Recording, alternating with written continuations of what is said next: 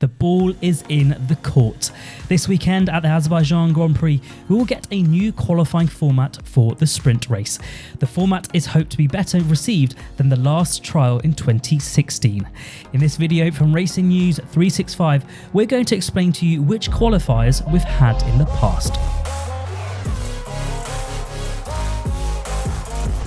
At the Baku street circuit on Saturday, we will see a new qualifying format prior to the sprint race, with drivers getting less time each during Q1, Q2 and Q3, reportedly allowing only one fast lap to be driven by drivers in Q3. Although sprint races were introduced in 2021, normal qualifying remained as it has been for years. So for the first time since 2016, that may change, and in addition to qualifying for the main race, which will be run normally, qualifying for the sprint race will be run through a new format of Q1, Q2 and Q3. Everyone will be hoping for a better format than the elimination qualifying in 2016. In 2016, the FIA took the decision to introduce a new format. After 7 minutes in Q1, the last driver was then eliminated from the session, and this continued throughout the session.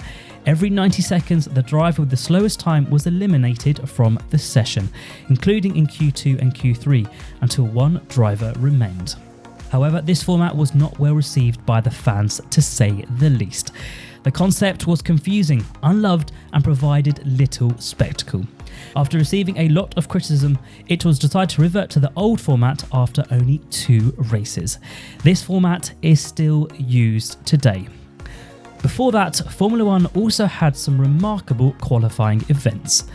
In 2005, Bernie Ecclestone, the owner of Formula 1 at the time, wanted to experiment with a merged qualifying format, in which a fast lap was driven on Saturday with little fuel, and on Sunday with the amount of fuel with which the race would also be started, minus a qualifying lap, in other words.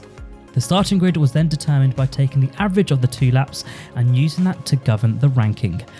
Fans found the format mediocre, and the media was not happy with it either. In the morning's papers, the results could no longer be included this way. After 6 races, the format reverted to 1 qualifying lap per driver on Saturday, as was the case in 2003 and 2004.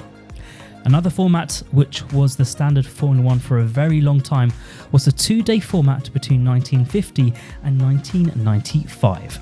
A qualifying session was held on Friday and then another on Saturday. Then the fastest time on both sessions were combined, after which the starting grid was determined. So for a long time, this was the standard in Formula 1, but frequently the 2-day qualifying sessions missed the climax. Later, between 1996 and 2002, a 1-hour shootout was opted for, giving drivers 12 laps to set a fast lap. A little faster and a little simpler. So, which qualifying format is your favourite? A 2-day hour-long shootout, or just the current format? Let us know in the comments, and don't forget to subscribe to this channel.